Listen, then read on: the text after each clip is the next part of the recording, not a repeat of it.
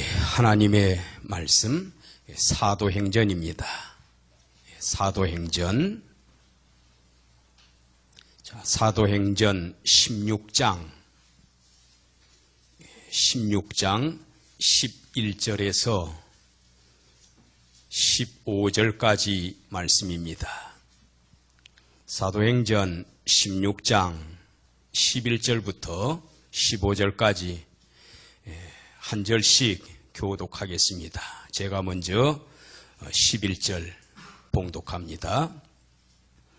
우리가 드로아에서 배로 떠나 사모드라게로 직행하여 이튿날 네아폴리로 가고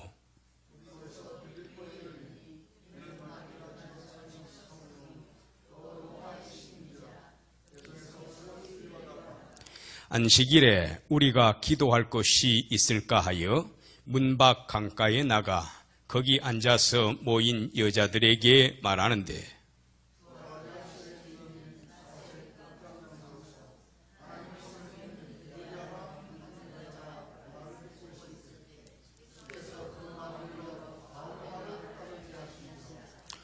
그와 그 집이 다 세례를 받고 우리에게 청하여 이르되 만일 나를 주 믿는 자로 알거든 내 집에 들어와 유하라 하고 강권하여 머물게 하니라. 아멘. 우리도 찬송 좀 하십시다. 우리 피스 강도사님 24번째 성령의 불길 한번 찬송하지요. 24번째입니다.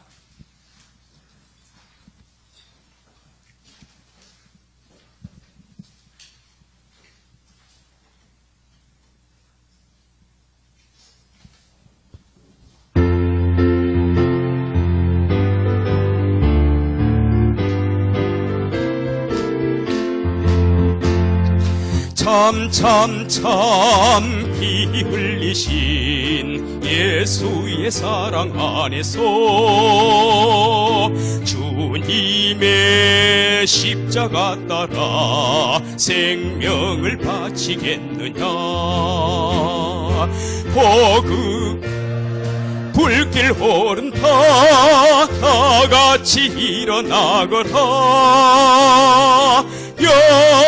영광의 주님의 나라 다같이 참여하여라. 성령의 불길 성령 불이야. 성령의 불길 성령 불이야. 온 천하 세계 만방에 퍼치자 성령의 불길. 성령의 불길 성령 불이야. 성령의 불길 성령 불이야. 온 천하 세계 만방에 퍼치자 성령의 불길. 참 들려오는 구원의 근종 소리에 복음을 전파하려면 희생을 각오하느냐. 구원은 성도들의 것 진리로 거두리로다. 우리는 천국에 가서 영생의 꽃이 되리라. 성령의 불길 성령 불이야. 성령의 불길 성령 불이야. 온 천하 세계 만방에 퍼치자 성령의 불길. 성령의 불길 성령 불이야. 성령의 불길 성령 불이야. 온 천하 세계 만방에 퍼치자 성령의 불길.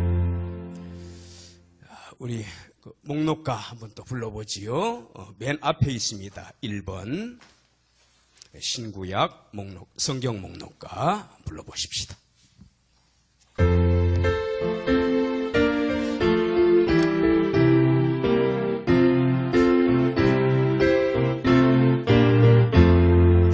창세기 줄에 굽길래 위기 민수기 신명기 여호수아 사사기 룻기 사무엘상하 열왕기상하 역대상하 에스라 느헤미야 에스더 욥기 시편 잠언 전도서 아가 이사야 예레미야 에가 에스겔 다니엘 호세아 요엘 아모스 오바댜 요나 미가 나훔 하박국 스바냐 학개 스가랴 말라기 마태 마가 누가 요한 사도행전 로마서 고린도 전후 갈라디아서 에베소서 빌립보서 골로새 데살로니가 전후 디모데 전후 디도서 빌레몬 히브리야 고포 베드로 전후 요한 1, 2, 3 유다서 계시록 3, 9, 27 자, 우리 그 프린트물 한 장씩 복사해가지고 나눠드린 거 있습니다. 한 장씩 지금 가지시고 우리 백안도사님께 하나 좀 주십시오. 예. 약간 확대 복사해가지고 좀 보시기 쉽도록 그렇게 좀 해봤습니다.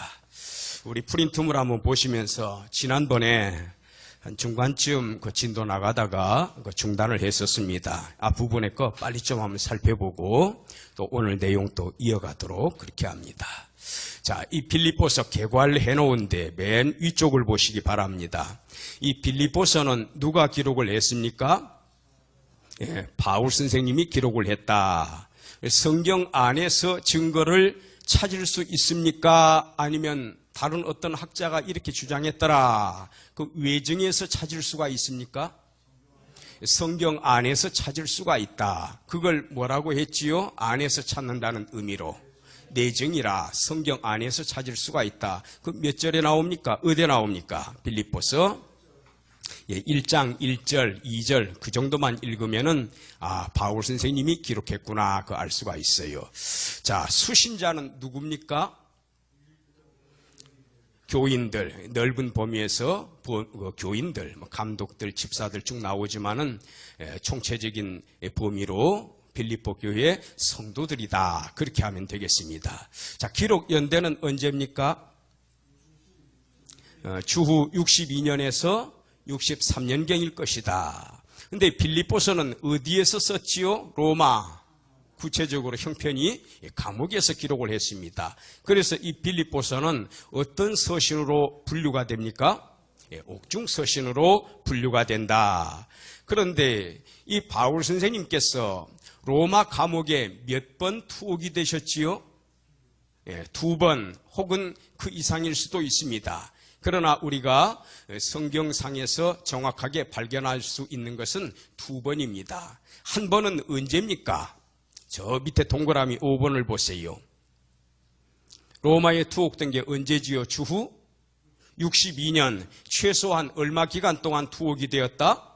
2년 동안. 사도행전 28장 맨 마지막 부분에 보면은 온 이태, 그래서 꽉 찬 2년이 되겠습니다. 그때까지 감옥에 찾아오는 사람들, 그 셋집이라고 돼 있어요. 그래서 복음을 전하고, 그래서 그 이후로도 더 갇혀 계셨는지 아니면은 바로 석방이 되셨는지 우리가 그거는 알 수가 없습니다. 그때인데 바로 그 연대가 62년도니까 빌립보서를 그러면 언제 기록을 했겠다? 처음 로마 감옥에 갇혔던 그때 기록을 한 거구나. 그래서 어쩌면은 그 이후로 한 번 정도 더 석방이 됐을 거예요. 그래서 또 한 번 투옥이 됩니다. 그래서 감옥 중에서 마지막으로 기록된 2번째쯤 투옥이 됐을 때 마지막으로 기록된 성경이 뭐였지요? 디모데 후서가 되겠습니다. 그래서 학자들은 일반적으로 한 2번 정도 투옥이 됐을 거다. 여기 또 가이사랴 지역에서 투옥된 2년까지 합하면은 3차례가 되겠습니다. 최소한 3차례의 감옥 생활을 하신 분입니다. 자, 그러면은 이 빌립보서는 그 위에 동그라미 1번 보세요. 제1차 선교 사역이 언제부터 언제까지지요? 46년에서 50년. 몇 년 동안 선교하셨습니까? 4년 정도. 어디를 중심으로 선교하셨지요? 소아시아 지역. 현재 어느 땅이라고 했습니까? 터키 지역에 해당이 된다. 지금은 다 이슬람권이에요. 나중에 그 요한계시록에 7교회 나오지요. 그게 다 이 소아시아 지역입니다. 어쩌면 바울 선생님의 발길이 다 거쳐간 지역일 수도 있습니다. 에베소 교회 같은 경우에는 대표적인 지 아닙니까? 자, 2차 선교 사역은 언제부터 언제까지입니까? 51년에서 54년. 몇 년 동안 했지요? 3년 동안을 했다. 어디를 선교했습니까? 소아시아를 쭉 거쳐가면서 또 어디까지 나아갔지요? 헬라 지역까지. 저 북쪽의 마케도니아, 남쪽은 무슨 지역입니까? 큰 행정구역으로 아가야 지방. 그래서 아가야 지방 남쪽하고 저 북쪽에 있는 마케도니아고를 합해가지고 무슨 지역이라고 크게 표현하지요? 헬라 지역이라고 표현을 하는 겁니다. 물론 헬라 제국하게 되면은 저 이제 페르시아 지역까지도 확장이 됩니다만 일단 헬라 그러면은 우리가 아가야 지방하고 저 북쪽의 마케도니아 지역을 꼽습니다. 북쪽의 마케도니아 지역의 대표적인 도시가 뭡니까? 수도에 해당이 되는 어디지요? 빌립보에서 왼쪽으로 더 진행해가지고 조금만 내려가면 나옵니다. 데살로니가입니다. 그리고 남쪽 아가야 지방을 대표하는 도시가 뭐지요? 사실 남부 지역의 수도라고 할 수 있습니다. 현재 그리스의 수도입니다. 그곳이 바로 아테네 지역이 되겠습니다. 그런 정도는 좀 알고 계셔야 됩니다. 자, 3차 선교 사역은 언제부터 언제입니까?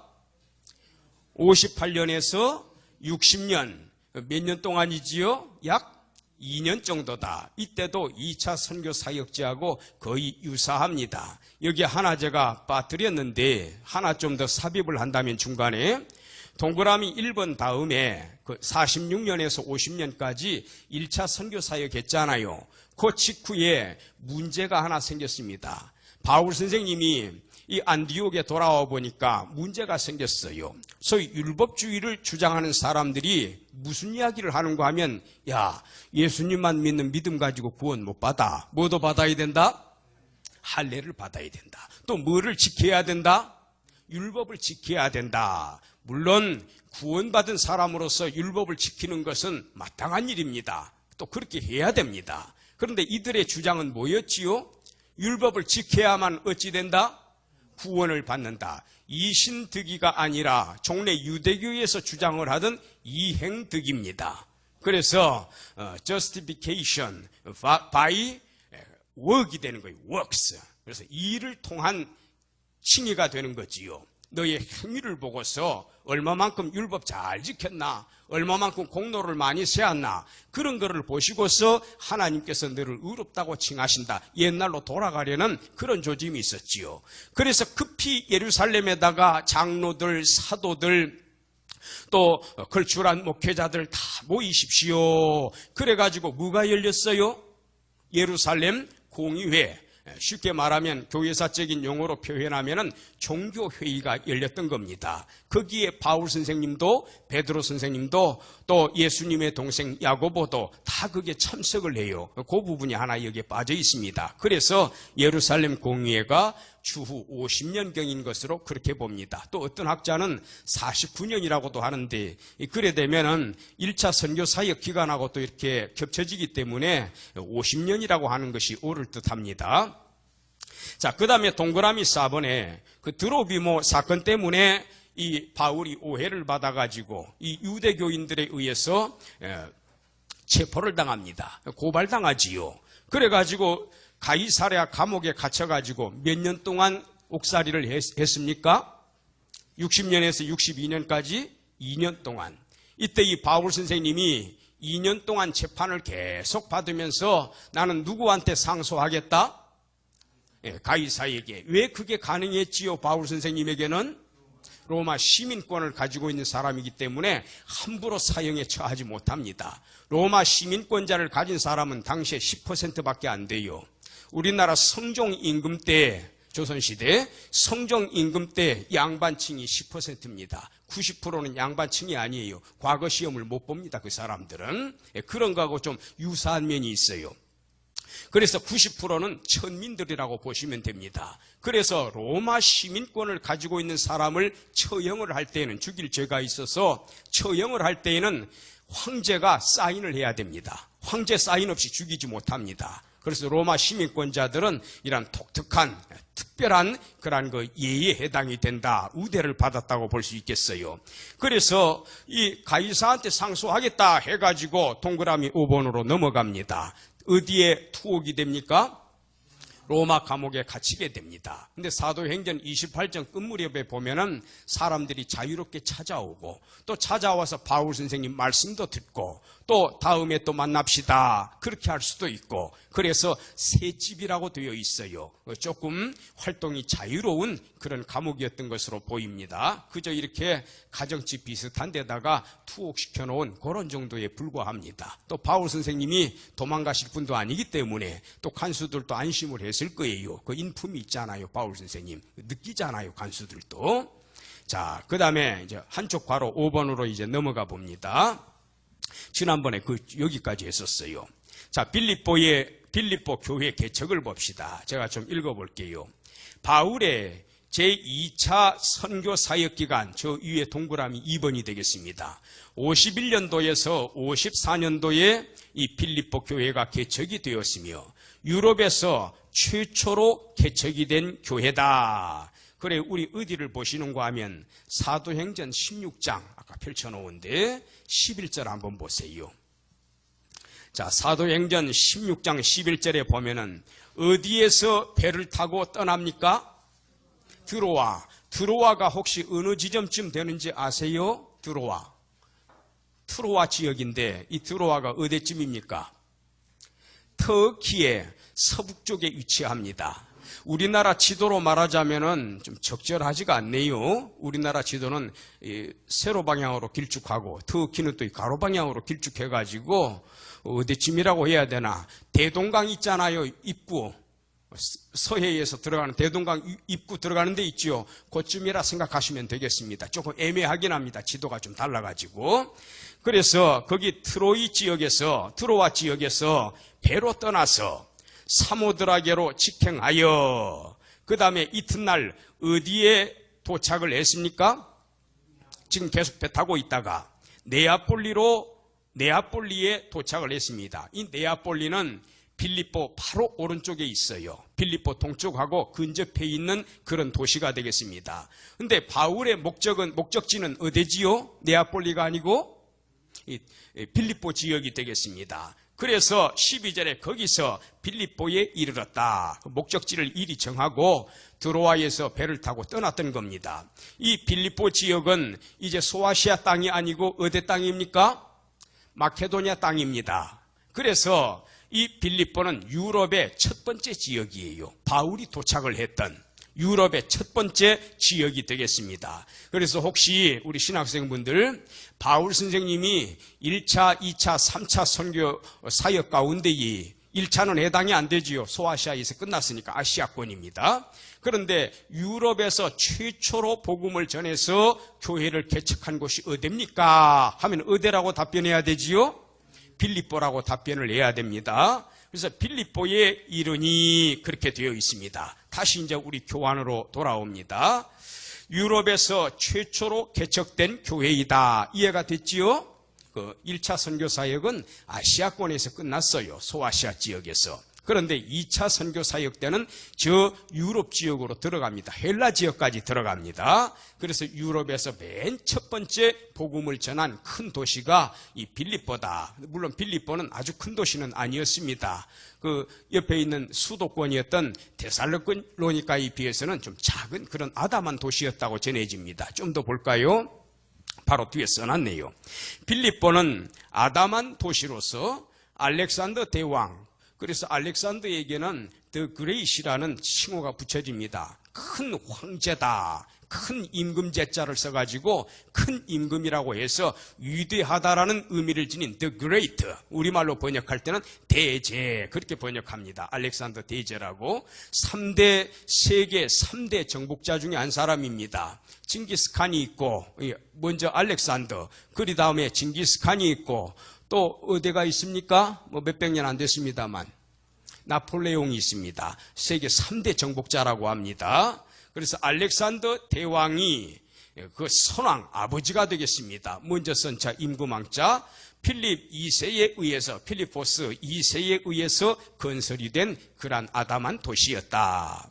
빌립보 교회는 바울이 선교할 때 2차례 선교 기금을 마련하여 후원을 했다. 자, 우리 바울 선생님 보면은 고린도 교회에는 내 선교해야 되니까 나 좀 도와다오 하고 손을 내미신 적이 있나요? 고린도 교회에는 없습니다. 내가 너희에게 덕을 세우기 위해서 나는 사도로서 얼마든지 너희에게 요구할 수 있다마는 내가 너희한테 도와달라고 한 적 없다. 그렇게 말씀을 기록합니다. 근데 이 빌립보 교회의 경우에는요, 바울 선생님 참 힘드시다더라. 이 소식을 전해드릴 때면은 선생님, 우리가 헌금, 요즘 말로 하면 선교 헌금이 되겠습니다.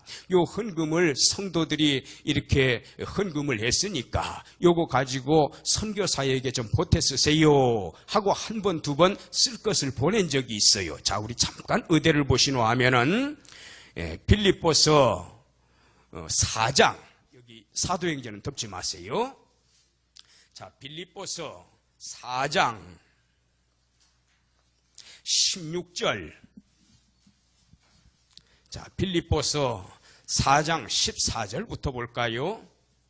그 바로 이절에는 내게 능력 주시는 자 안에서 내가 모든 것을 할 수 있나니라. 우리가 아주 친근하게 들어왔던, 또 실제로 인용을 하는 구구절이 기록되어 있습니다. 근데 바로 그 밑에 구절이에요. 그러니까 앞에 무슨 절이 있고 뒤에는 어떤 내용이 있고 그 문맥의 흐름 속에서 꼭 이해를 하셔야 됩니다. 자, 그러나 너희가 내 괴로움에 함께 참여하였으니, 이게 바로 동역자 아닙니까? 잘하였도다.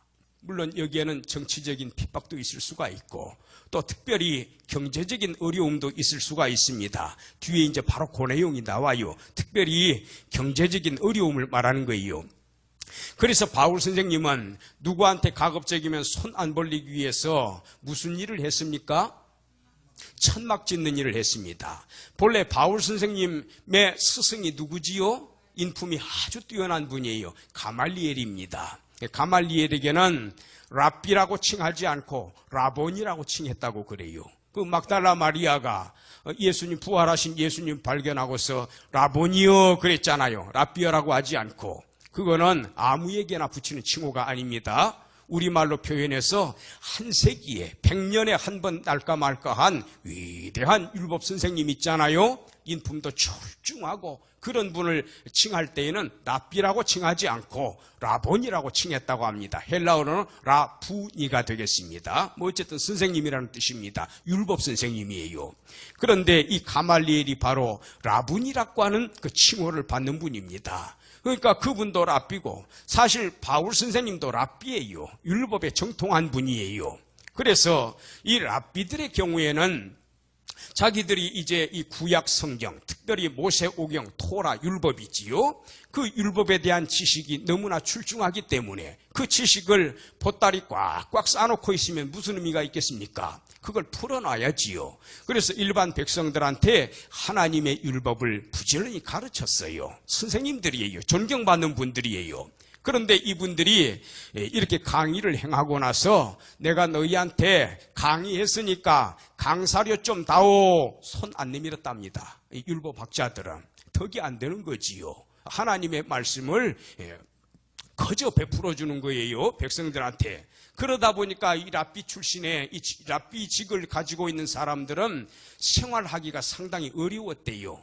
그래가지고 이분들이 고육지책으로 어떻게 했는가 하면은 천막 만드는 거 큰 집이 아닙니다. 금방금방 만들 수 있는 텐트 형식을 생각하면 돼요. 그런 아담한 그런 집 사이즈 있잖아요. 그 기술을 익혔답니다. 그래야만 먹고 살 수가 있기 때문에. 강의하고서 돈 받을 수 없잖아요. 그래가지고 그런 직업을 갖게 됐는데, 그래서 이 바울 선생님도 그런 율법을 가르치는 위치에 있다 보니까 늘 가난하게 살고 절제하며 살고, 그러니까 이 천막 짓는 기술을 익혔던 거예요. 그 나중에 선교 사역을 감당하면서도 자기 돈 들이 가지고 선교하잖아요. 그걸 무슨 선교사라 하지요? 자비량 선교사라고 합니다. 그래서 이 천막 만드는 직업이 있었던 겁니다. 자, 그래 다시 한번 보십시다. 너희가 내 괴로움에 참여하였으니, 특별히 경제적인 어려움을 이야기합니다. 잘했도다. 빌립보 사람들아, 너희도 알거니와 복음의 시초에 내가 처음에 복음 전하려고 이곳저곳 다닐 때에, 내가 마케도냐를 떠날 때 주고받는 내 일에 참여한 교회가 너희 외에 아무도 없었느니라. 뭐를 주고받았다라는 거지요? 바울은 가르침을 베풀고, 빌립보 교회는 어떻게 했습니까? 선생님 감사합니다. 떠날 때 어떻게 했겠어요? 우리가 헌금한 거 있으니까 요거 가지고 선교 사역하는 데 쓰십시오. 주머니에다 꼭 이렇게 집어넣어주고, 그런 교인들이에요. 너희들하고 내가 이렇게 정감이 깊다 그 말입니다.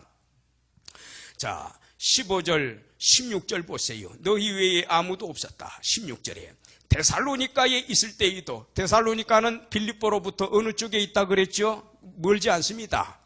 왼쪽 편, 서쪽 편으로 조금 더 가면은 데살로니가 교회가 있어요. 그래서 사도행전에 보면은 빌립보 거쳐서 그 다음에 데살로니가를 방문합니다, 바울 선생님이. 근데 데살로니가에서 우리 바울 선생님이 복음 전하고 계시다더라, 그 소식을 전해 듣고, 또 바울 선생님이 경제적으로 어려우니까 이 빌립보 성도들이 돈을 모은 거예요. 자, 보십시다. 16절에 데살로니가에 있을 때에도 너희가 한 번, 두 번 나의 쓸 것을 보내었도다. 선교 헌금 모아가지고 바울 선생님에게 보내주었도다. 그래서 내가 선물을 구함이 아니요 오직 너희에게 유익하도록 과실, 여기 과일이라고 하는 것은 전도의 성과를 말합니다. 크게 번성하기를 구함이라. 너희들이 내가 빌립보 성도들아, 내가 복음 전했잖아, 나 지금 어려우니까 좀 도와줘, 이렇게 바울 선생님이 요구한 게 아니에요. 빌립보 교인들은 바울 선생님이 지금 뭐하고 계신다? 열매 맺고 계신다. 무슨 열매입니까? 전도의 성과예요. 그러니 우리가 어떻게 하자? 바울 선생님을 도와드리자. 그래서 자발적으로 이래 헌금을 해가지고 이렇게 보내준 거예요. 18절에 그 심부름 한 양반이 누굽니까? 에바브로 디도라는 사람 통해서 디도 선생님 가가지고 바울 선생님께 우리 헌금 좀 전달해 주세요. 에바브라 디도가 중간에서 그런 심부름 역할도 했던 분입니다. 바울의 동역자예요. 훌륭한 분입니다. 자, 그럼 다시 우리 교환으로 한번 보십시다. 자, 선교 기금을 마련하여 후원했으며 한 번, 두 번 나의 쓸 것을 보내었도다. 평안하게 써가는 가장 모범적인 교회였기에 바울로부터 칭찬을 받았다. 바울은 고린도 교회나 갈라디아 교회의 경우 심각한 문제점들을 해결하기 위해 애타는 심정으로 서신을 보냈으나, 빌립보 교회에, 아이고 선생님 빌립보 교회 큰일 났습니다, 이러이러한 엄청난 문제가 생기는데 어찌하면 좋겠습니까? 그래서 빌립보서 쓴 겁니까? 아니에요.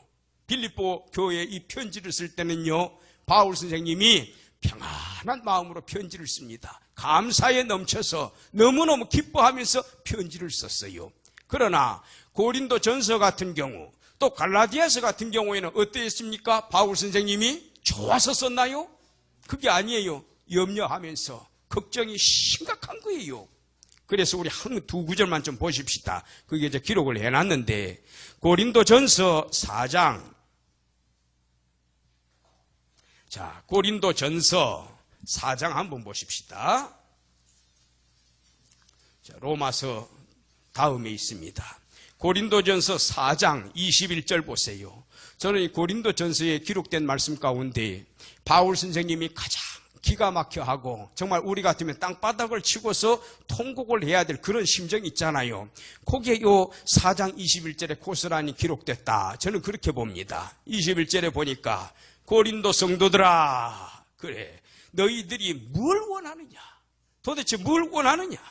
내가 니네들한테 갈 거야. 언젠가 하나님이 허락하시면 그때가 되면 니네들 방문할 거야. 근데 내가 매를 가지고 회초리 꺾어들고 니네들한테 나아가기를 너희들 원하냐? 아니면은 사랑과 온유한 마음으로 너희한테 나아가서 포옹하고 뽀뽀하고 아버지가 자식을 사랑하듯 그렇게 안아주기를 원하느냐? 얼마나 기가 막혔으면 이 이야기를 했겠습니까? 내가 다른 교회한테는 몰라도 니네들한테는 내가 내 아버지야. 바울이 그렇게 말합니다.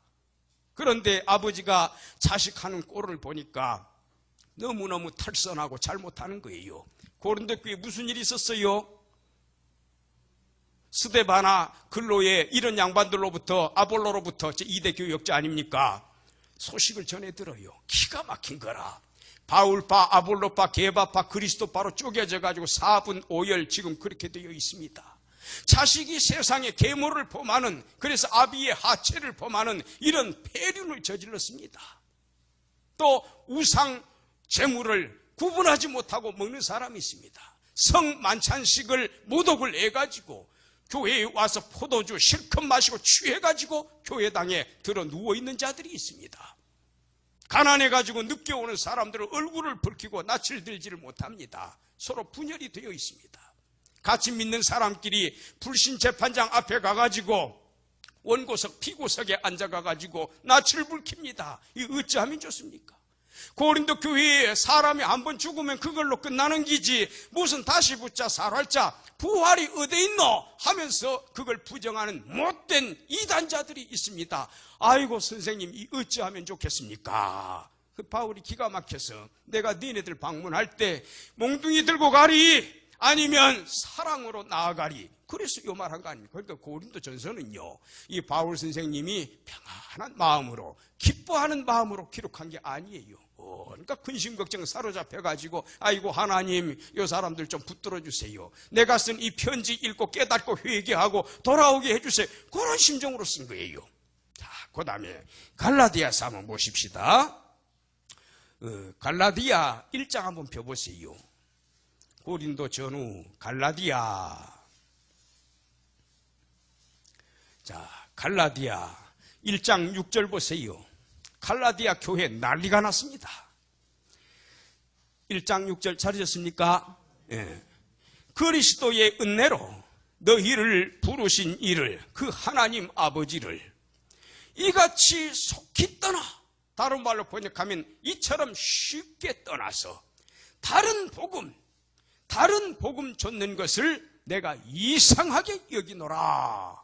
심각한 표현을 한 군데만 더 보십시다. 자, 의대를 보시는가 하면 3장 1절 보세요. 이 가만히 들어온 거짓 형제들이 유혹하는 거예요. 할례 받아야 구원받는다. 율법 지켜야 구원받는다. 믿음으로만 구원받는 거 아니니라. 이렇게 옛날 유대주의로 회귀하려는, 옛날 구약시대로 돌아가려는, 그래서 갈라디아 교인들을 유혹하는 자들이 퍼져 있었던 거지요. 이 갈라디아 교회는 한 교회가 아닙니다. 여러 지역의 교회들인데 다 돌아다니면서 이 못된 자들이 유혹을 하고 있었던 거예요. 갈라디아 3장 1절 보세요. 기가 막히지요. 어리석다 갈라디아 사람들아. 예수 그리스도께서 십자가에 네 죄를 짊어지고 너를 대신해서 돌아가신 그런 분이신데, 그리스도께서 십자가에 못 박히신 것이 그냥 예수 믿는 믿음으로 구원받는 거잖아요. 다른 뭐 가지고 구원을 받습니까?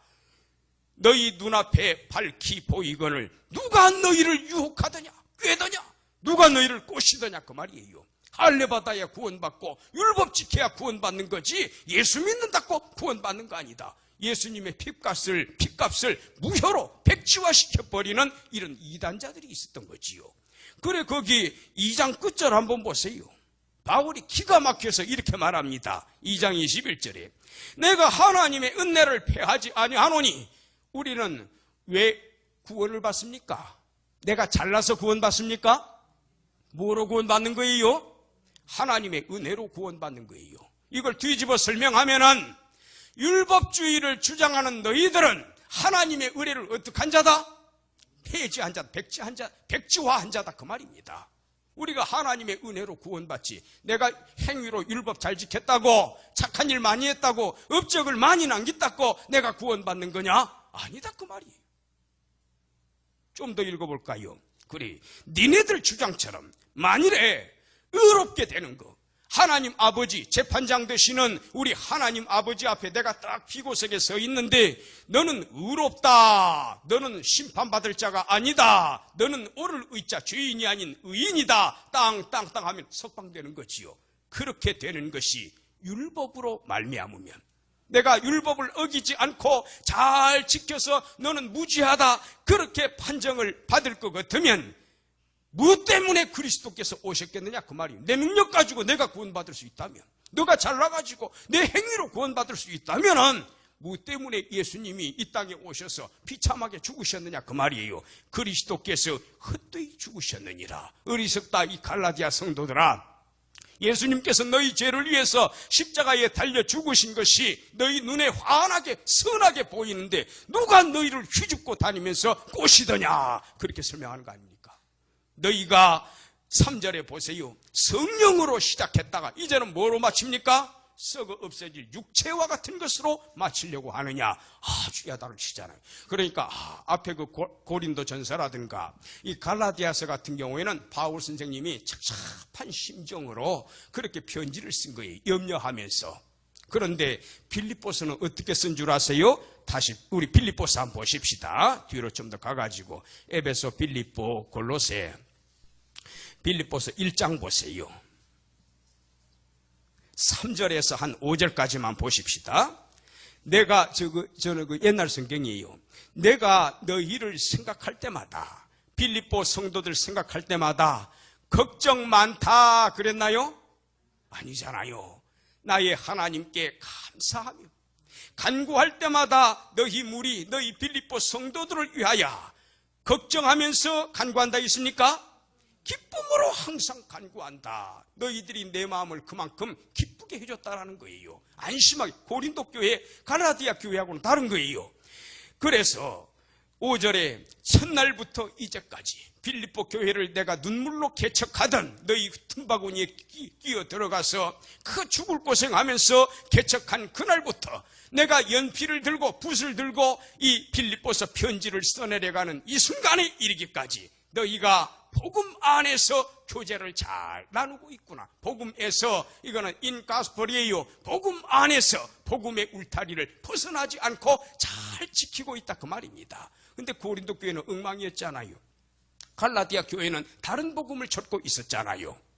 그런데 빌립보 교회는 바울 선생님을 얼마나 기쁘게 해준 교회인지 모릅니다. 아들과 같은 그런 교회예요. 순종을 아주 잘하는, 진리를 그대로 간직하고 있는 그런 빌립보 교회였습니다. 그래서 똑같은 바울 서신이기는 하지만 어떤 교회에는 참 걱정하는 위치에서 심정으로 보냈고 또 어떤 교회에는 평안한 마음으로 보냈구나. 디모데한테 보내는 서신 있잖아요.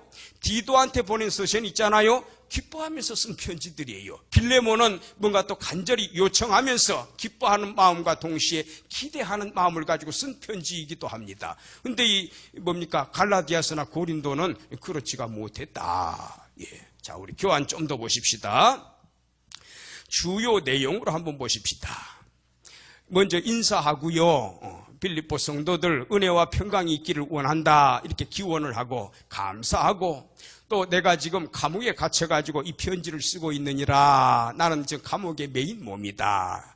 그리고 너희들 복음에 합당한 삶을 살고 늘 겸손하고 또 그리고 빌립보서에 특별히 예수님 본받으라. 겸손한 마음 갖도록 해라. 우리 주님께서 낮을 빗자 아래 갖자 그 하늘 영광자리를 비우시고 이 땅에 종된 사람의 모습으로 오셔서 십자가에 돌아가시기까지 우리 하나님 아버지께 복종하지를 않았더냐. 그 예수님 본받으라. 잘못된 가르침 경계하는데 뒷부분에 좀 동그라미 1, 2, 3번 있지요. 그때 설명을 하고. 그러나 바울은 빌립보가 안고 있던 몇 가지 문제점들도 지적을 했다. 100%다 칭찬만 한 건 아니에요. 그러나 질적으로 고린도 교회나 갈라디아 교회하고는 달랐습니다. 그러나 빌립보 교회라고 해서 이 칭찬받는 교회라고 해서 완전했느냐? 그러지는 않았다. 첫째, 무슨 조짐이 있었지요? 분열 조짐. 간단하게 나중에 본문에서 자세히 살펴보겠습니다.만 간단하게만 한번 보십시다. 우리 4장 한번 보세요. 4장 2절에 거기에 두 여성 이름인데 참 지도자급이고 일꾼들이에요. 이 빌립보 교회 안에서. 근데 다 훌륭한 양반들인데 이분들이 좀 문제가 좀 있었어요. 누구누구 나오지요? 유오디아 또 순두개가 나옵니다. 여기 나는 누구지요? 바울 선생님입니다. 이 편지를 쓰고 있는 바울 선생님이 이런 게 바로 내정입니다. 내가 유오디아를 어떻게 하고 구원하고, 전에 옛날에 제가 보혜사, 우리말로는 보혜사로 번역이 돼 있는데 그 용어를 설명할 때 좀 이렇게 말씀을 드렸던 겁니다만은, 다른 보혜사를 너희에게 보내실 것이다. 요한복음 14장 16절에 26절에 보면 그분이 또 성령님이에요. 근데 보혜사가 무슨 뜻이라 했습니까? 계속해서 보존하신다. 빼들어 가시는 분이 아니에요. 거둬가시는 분이 아니에요. 뭐를 보존하신다? 은혜를 보존하신다. 다시 말하면 은혜를 계속해서 베풀어 주신다. 그런 의미가 됩니다. 그러하신 선생님이다. 그래서 보존할 보자, 은혜의 자, 스승사자를 써서 보혜사라고 하는데, 그 보혜사가 헬라어 원어에는 무슨 뜻이라 그랬습니까? 파라클레토스. 파라는 뭐지요? 파라. 내 옆이라는 뜻입니다. 옆에. 그 다음에 클레토스는 뭐지요? 콜링입니다. 부르는 거, 부르심을 의미합니다. 옆에서 부른다라는 뜻이에요. 어느 직업을 가진 사람들한테 이게 헬라 지역에서 신약성경은 헬라어입니다. 마태복음 빼고는. 누구한테 적용이 된 용어지요? 예? 다시. 변호사. 변호사는 누구게 떠나면 안 됩니까? 피고인, 고발당했는 사람 있잖아. 죄인. 그 옆을 떠나면 안 됩니다. 이 죄인의 입장으로서는 누가 최고의 인물입니까? 자기를 도와줄 변호사잖아요. 다른 사람은 다 색안경 끼고 봐도 검사는 지금 죄목 찾으려고 정신없어요. 그런 가운데서도 어찌하면 무죄를 입증할까? 설사 죄가 있다 손 치더라도 어떻게 하면 최소한의 형벌로 낮출 수가 있을까? 죄인의 입장에서 같은 편을 들어서 해주는 겁니다. 그래서 요한 1서 1장 끝절로 제가 2장 첫 절인가요? 거기 그런 내용 나오지요. 우리에게 정죄를, 우리가 죄를 범한다 할지라도 우리에게 누가 있다 그랬습니까? 우리에게 변호자, 대언자가 있다, 변호사가 있다 그랬어요. 그 단어가 파라클레토스요. 똑같은 단어입니다. 보이사하고 같은 단어예요. 그래서 변호사 또요. 환자 옆에는 절대로 누가 떠나면 안 됩니까? 의사, 간호사가 떠나면 안 됩니다.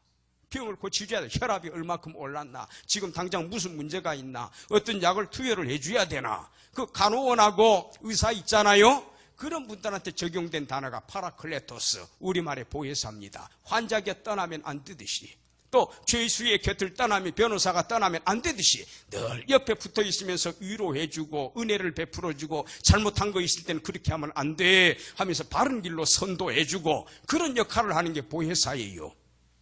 그래서 바로 이 보혜사, 그 단어의 동사가 바로 여기 2절, 좀 요 이야기 하려고요. 구원한다. 이게 그 단어입니다. 보혜사라는 단어입니다. 보혜사는 명사고, 구원한다. 파라칼로라는 단어입니다. 내가 옆에서 불러준다. 근데 제가 이 구절을 썼으면 이랬을 것 같아요. 내가 목적어를 유오디아와 누구요? 순두개를 권하느니, 그럴 것 같지요.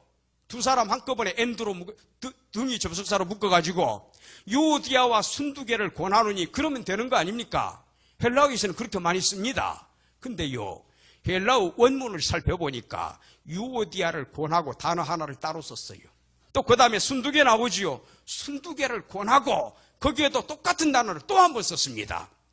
뭐를 의미하는 겁니까? 한꺼번에 묶어가지고 구원한다가 아니라 맨투맨으로 한 사람 한 사람 유오디아야 지금 떨어져 있는 감옥 속에서 지금 기록하고 있는 거예요. 빌립보하고는 얼마나 많이 떨어져 있습니까?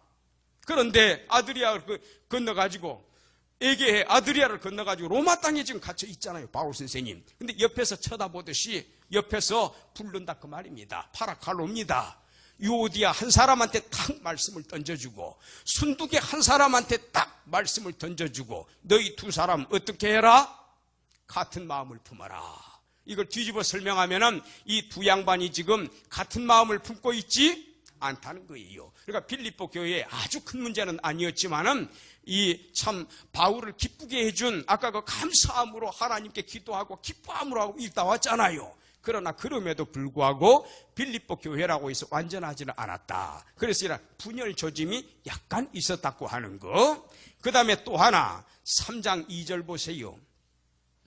자, 3장 2절에 빌립보 그러니까 이 사람들이요 갈라디아 지역만 휘줍고 다닌 것이 아니라 요 빌립보 지역까지도 영향력을 미친 겁니다. 유대교인이었다가 기독교로 개종한 사람들 있잖아요. 회당 출신들 특히 그런 사람들이 이 문제를 일으킨 거예요. 그래서 2절 한번 보십시다. 누구를 삼가해라 조심해라 개들을 삼가해라. 이 개 그러면은요 유대인들 세계에서는 제가 설명 안 하셔도 알겠지요. 예. 아주 뭡니까 좋지 못한 그런 동물에 집어넣습니다. 식용으로 먹지를 못합니다. 저 같은 경우는 아예 육식을 아예 안 하는 사람이지만은 고기 중에서도 아주 천하게 여겨요. 돼지라든가 개라든가 옛날에 다 그랬습니다. 쪽발이 되고 어떤 거 먹죠? 네 발 달린 거 중에서는 쪽발이 되고 되새김질 하는 거를 먹어야 돼요. 개는 거기에 해당이 안 됩니다. 오히려 개는 부정적인 면에 많이 인용이 돼요. 먹었던 것도 어떡합니까? 토해놓고 또 좀 이따가 생각나면 가가지고 또 먹잖아요. 죄를 먹고 토하고 이라는 거 고질병을 이야기할 때 그 개를 예를 드는 겁니다. 오죽하면 예수님도 뭐라고 했습니까? 자녀의 상에서 주는 법보다 그러잖아요. 그러니까 상에서 떨어지는 부스러기를 먹고 이 개들도 산다 그렇게 표현을 하지 않습니까? 그래서 개가 거기에 또 등장하잖아요. 아주 부정적인 면에 등장합니다. 근데 바울이 여기에서 굉장히 진노하신 것 같아요. 보니까 화를 낸 것 같아요. 이 건전한 빌립보 교회에 신앙생활을 잘 해나가고 있는 이 빌립보 교회에 니놈들이 들어왔느냐 화를 내는 장면 개라고 표현을 했으니까 아주 극단적인 용어입니다. 이거는 개들을 조심해라. 이게 어떤 자들입니까? 악을 행하는 자들이에요. 이 개들이라고 하는 동일한 인물들입니다. 행악하는 자들을 삼가해라. 이게 또 누굽니까? 같은 단어는 다르지만 동일 부류의 사람들을 3번씩 반복을 했어요. 개, 행악하는 자들, 또 누굽니까? 손할례당. 이게 뭐 주장한 거죠? 이 사람들이 예수 믿는 믿음만 가지고는 안 되고 뭐도 받아야 된다? 할례 손으로 부싯돌 옛날에 그 날카로운 부싯돌로 그 포경수술 연상하시면 됩니다. 그 양피를 다 잘라내잖아요. 그거 해야만 구원받는다라는 거예요. 과거 유대주의로 구약시대로 지금 복귀하는 그런 양상입니다. 그래서 하나님의 성령으로 봉사하며 예수 그리스도로 자랑하고 우리는 이분 믿어서 구원받는 거 아닙니까?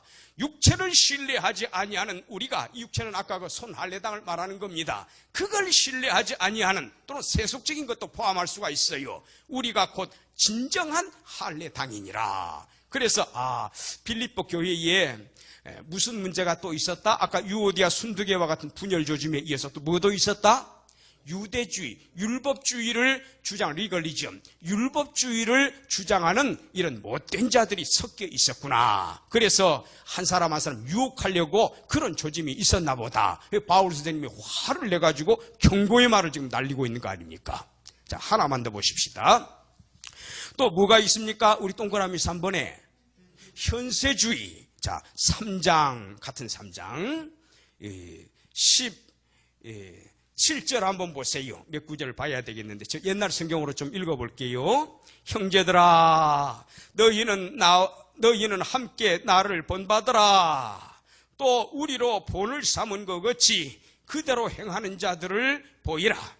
내가 여러 번, 이거 그러니까 한두 번이 아니에요.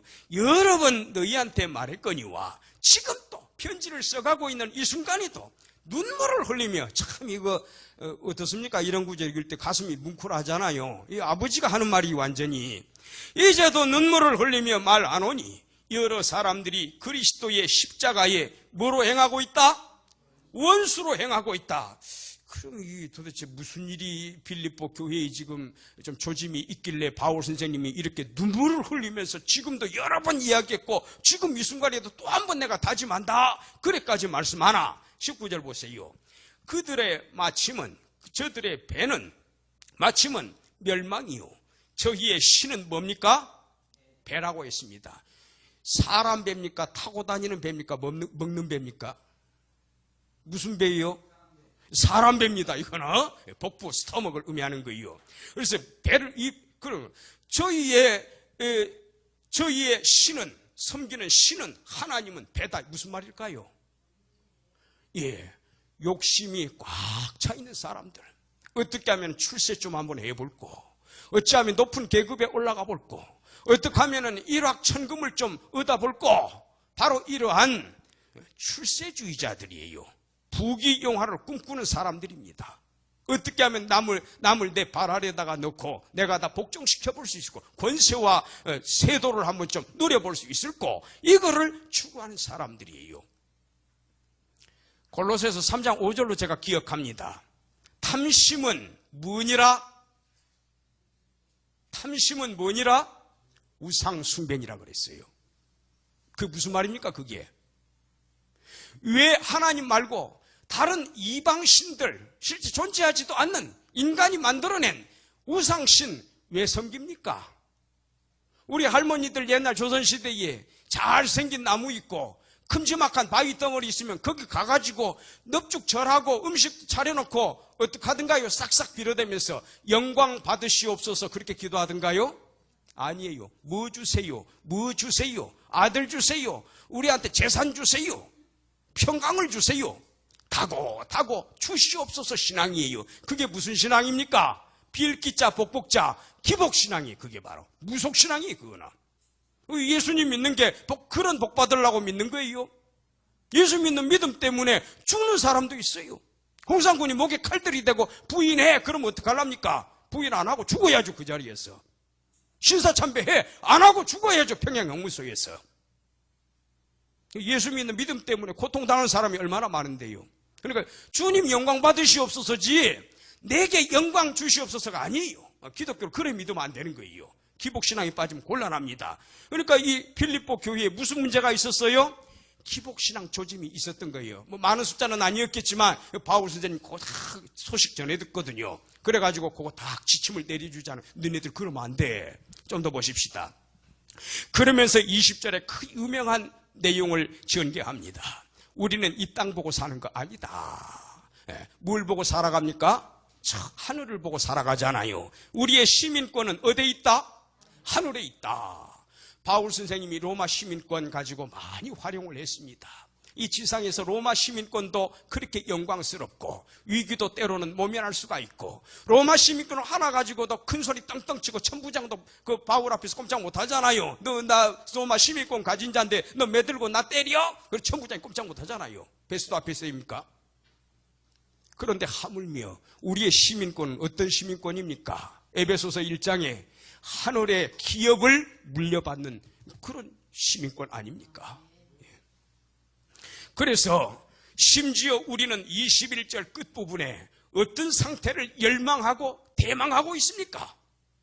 자기 영광의 몸, 예수님의 영광의 몸, 어떤 몸입니까? 부활하신 몸이에요. 늙지 않고 죽지 않고 병들지 않는 신부러운 부활의 몸의 형체와 같이 어떻게 해주실 것이다? 변하게 해주실 것이다. 누가요? 예수님께서 21절에 그가 만물을 그가 주어는 예수님입니다. 예수님이 그렇게 우리를 부활시켜 주신다고 했습니다. 언젠가요? 20절 끝부분에 주 예수 그리스도를 어떻게 하노니? 기다리노니 그분 재림하셔서 오셔서 세상 만국 심판하실 때 우리의 몸도 부활체로 일어난다. 그때 완전한 구원이에요. 그때 아브라함도 부활하고요, 이삭도 부활하고요, 야곱도 부활해요. 그래서 사두개인들하고 예수님 논쟁하실 때, 돌아가시기 불과 며칠 전입니다. 논쟁하실 때 뭐라고 합니까? 하나님은 죽은 자의 하나님이 아니다. 아브라함과 이삭과 야곱의 하나님이라고 한 것 니네들 못 읽어봤느냐? 하나님은 산 자의 하나님이다. 무슨 말입니까? 하나님은 살아계신 하나님이고요. 살아계신 그 하나님께서 이미 몇천 년 전에 죽은 아브라함, 이삭, 야곱이지만 그들도 부활시킨다 그 말이에요. 사두개인들하고 부활 논쟁 붙었을 때 예수님 그렇게 답변합니다. 그러니까 아브라함과 이삭과 야곱의 하나님, 언약의 하나님은 그가 약속하신 대로 마지막 날에 그들을 다시 살리실 것이다. 예, 그래서 오늘 여기까지 합니다. 제가 사실 오늘 그 사도행전 16장 마치려고 열심히 공부해왔어요, 또. 그거 하려고 했는데 지금 이제 못 들어갔네요. 그래서 다음 주에 여기 6번 있지요. 6번 해놓은데 그 부분을 아까 우리 읽었던 본문으로 해가지고 거기에 루디아 이야기도 나오고요. 옥중 간수 그 이야기도 나오고 그렇습니다. 또 그 귀신 들린 여종 고친 거 있지요. 그런 대목도 나옵니다. 그래서 빌립보 교회에서 이러이러한 우여곡절을 겪은 끝에 빌립보 교회를 개척을 하셨던 거구나. 빌립보 교회가 어떻게 개척이 됐나 그 과정 초기 단계 그거를 우리가 한번 좀 살펴보고 그거 마친 다음에 어디로 들어가면 되겠습니까? 빌립보서 1장으로 이제 바로 들어가는 거예요. 그래서 한 절 한 절 순차적으로 좀 죄송하긴 합니다만 신학생들 분이 많이 있기 때문에 꼬부란 글씨도 조금만 요만큼만 섞어가지고 그렇게 강의도 하고 그래서 얼마 기간이 걸릴지는 모르겠습니다. 제가 진도에 구애받지 않고 오늘 이렇게 강의를 하는 식으로 한 절 한 절 이렇게 좀 살펴가도록 하겠습니다. 자, 또 추석 잘 보내시고 추석 때 또 엉뚱한 일 하지 마시고요. 가족들한테 할아버지한테 뺨을 얻어맞는 일이 있더라도 세상 앞에 머리 숙이면 안 됩니다. 절대 그렇게 하면 안 됩니다. 나는 하나님 앞에서만 머리를 숙입니다. 신으로서 물론 어르신으로서는 아버지 살아계신 할아버지 할머니 살아계신 아버지 어머니 고개 숙이고 절해야 되지요. 그러나 돌아가신 분들은 이 땅에 안 계십니다. 그 영혼이 이미 내세로 떠난 분이에요. 그런데 그 허공에다가 음식 차려놓고 거기 절하는 것은 우상 숭배와 똑같은 행위입니다. 그래서 형제분들한테 무슨 섭섭한 소리를 듣든지 심지어 뺨을 얻어맞는 안이 있더라도 제상 앞에서는 절을 하는 법이 아닙니다. 그 절개를 굳건하게 지키셔야 됩니다. 기도하십시다.